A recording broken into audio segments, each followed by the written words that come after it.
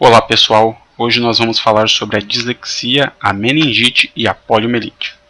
Pois bem, vamos começar com a dislexia.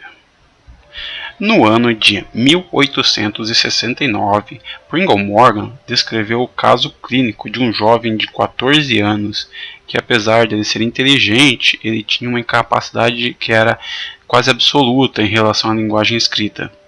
Então ele deu o nome do problema desse jovem de cegueira verbal.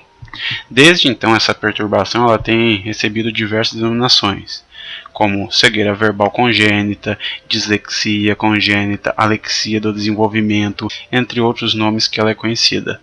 Na década de 60, sob a influência das correntes psicodinâmicas, foram minimizados os aspectos biológicos da dislexia e atribuído as dificuldades à leitura a problemas emocionais, problemas afetivos e a imaturidade dessas pessoas. Posteriormente, aí no ano de 1968, a Federação Mundial de Neurologia utilizou pela primeira vez a expressão dislexia do desenvolvimento. Definiu ela como um transtorno que se manifesta por dificuldades na aprendizagem da leitura. Apesar das crianças serem ensinadas com métodos de ensino convencionais, elas terem uma inteligência normal e a oportunidades socioculturais elas serem adequadas. Mais adiante, em 94, o Manual de Diagnósticos e Estatísticas de Doenças Mentais incluiu a dislexia na perturbação de aprendizagem. Utiliza a denominação perturbação da leitura e da escrita e estabeleceu alguns critérios aí para o diagnóstico da dislexia. Já em 2003, a Associação Internacional de Dislexia adaptou a seguinte definição: dislexia é uma incapacidade específica de aprendizagem de origem neurobiológica. É caracterizada por dificuldades na correção, influência na leitura de palavras e por baixa competência de leitura e ortografia. Essas dificuldades resultam de um déficit fonológico inesperado e em relação a outras capacidades cognitivas e as condições educativas. Secundariamente, podem surgir dificuldades de compreensão leitora, experiência de leitura reduzida, que pode impedir o desenvolvimento do vocabulário e dos conhecimentos gerais.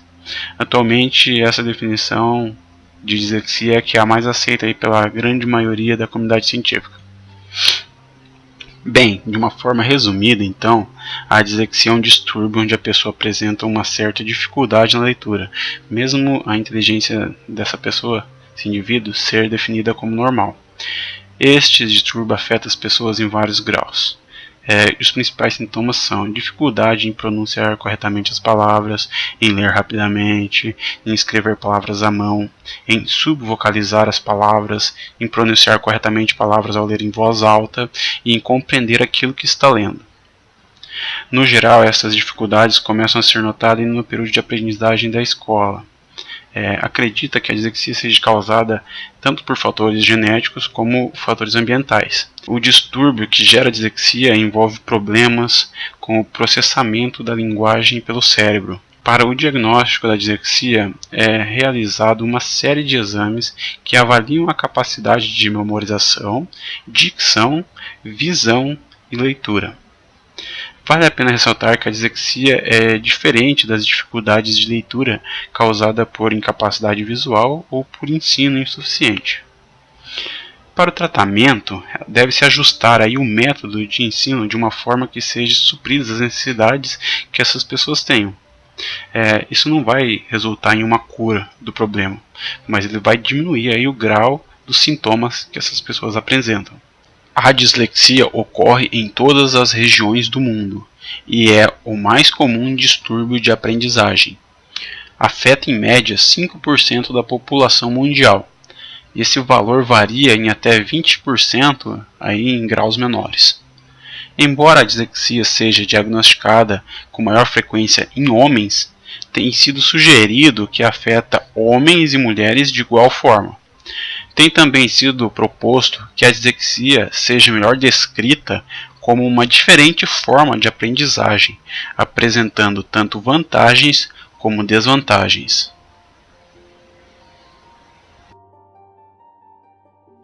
Pois bem, agora vamos falar sobre a meningite. Ela é caracterizada pela inflamação das meninges, que são as membranas que revestem o cérebro e toda a medula espinal. Esta doença deve ser identificada precocemente para que se inicie o tratamento adequado e evitar complicações.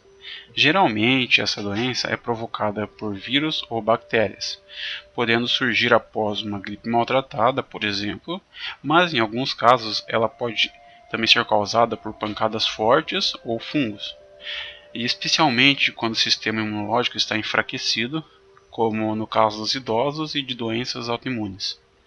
Os principais sintomas podem incluir a febre alta, a dor de cabeça forte, náuseas e vômitos, rigidez do pescoço com intensa dor que dificulta o paciente encostar o queixo no peito, confusão mental, intolerância à luz e ao ruído, cansaço excessivo e pode haver manchas vermelhas na pele.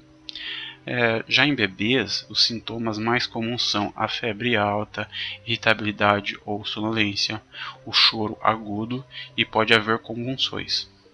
A moleira pode tornar-se tensa ou apresentar-se estufada. O diagnóstico da meningite é confirmado após a realização do exame da punção lombar, que consiste em retirar uma pequena quantidade de líquido presente na coluna por meio de uma injeção. Como que acontece a transmissão da meningite?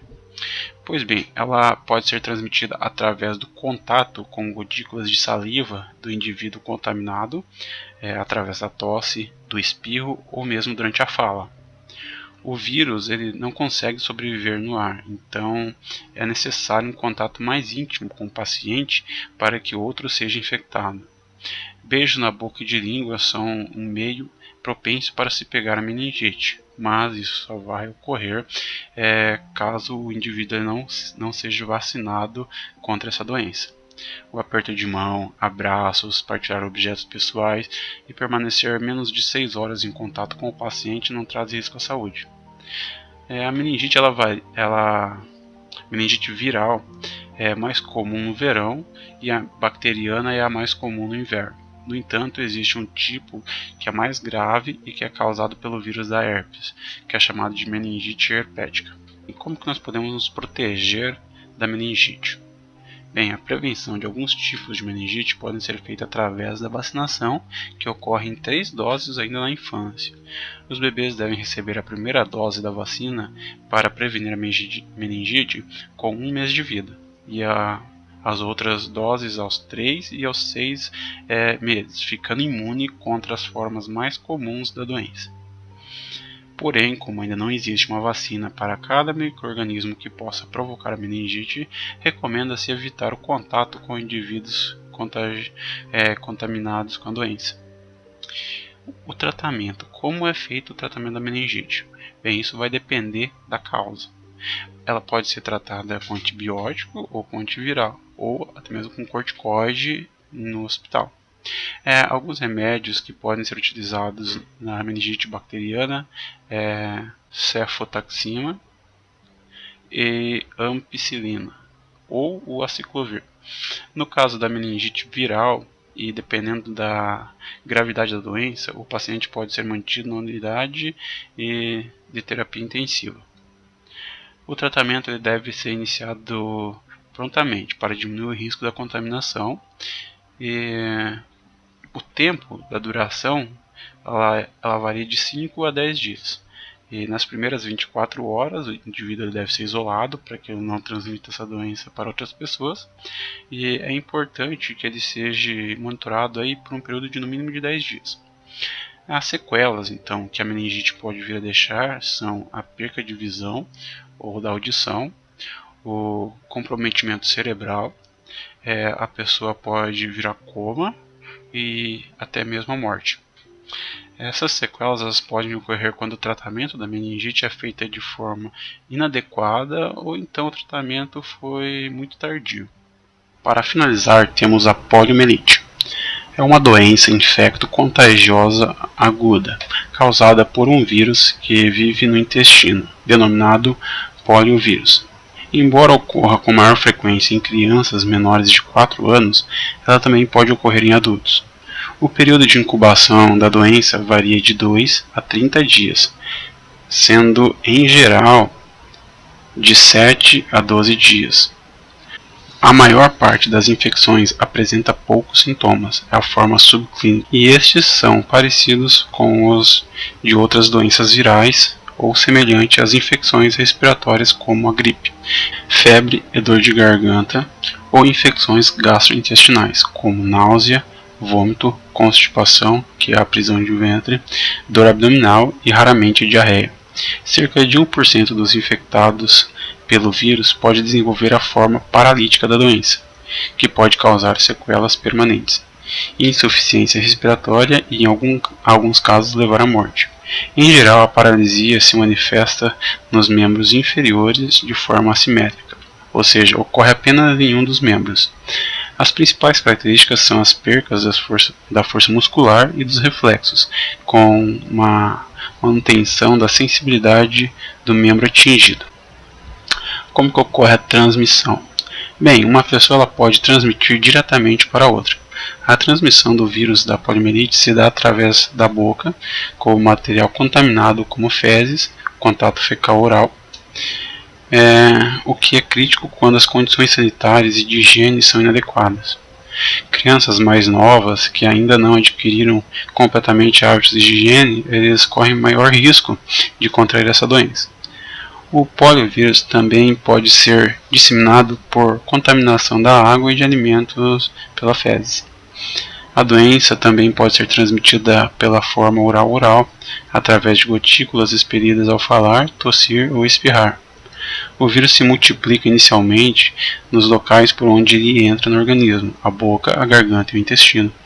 Em seguida ele vai para a corrente sanguínea e pode chegar até o sistema nervoso, dependendo da pessoa infectada. Desenvolvendo ou não sintomas, o indivíduo infectado elimina o vírus nas fezes, que pode ser adquirido por outra pessoa por via oral. A transmissão ocorre com mais frequência a partir de indivíduos que não possuem os sintomas. Como que é feita a prevenção, certo? E o tratamento? Bem, a poliomielite ela não tem um tratamento específico para a doença, por isso ela deve ser evitada através da vacina contra a poliomielite. Foi Jonas Edward Salk que desenvolveu a primeira vacina antipólipo. Os programas de ensinamento básico são essenciais para a prevenção da doença. Aqui no Brasil, a vacina é dada rotineiramente nos postos de rede municipal de saúde e durante a campanha nacional de vacinação. A vacina contra a poliomielite oral trivalente deve ser administrada aos 2, 4 e 6 meses de vida. O primeiro reforço é feito aos 15 meses e o outro entre 4 e 6 anos de idade. Bem pessoal, isso é tudo. Tchau, tchau.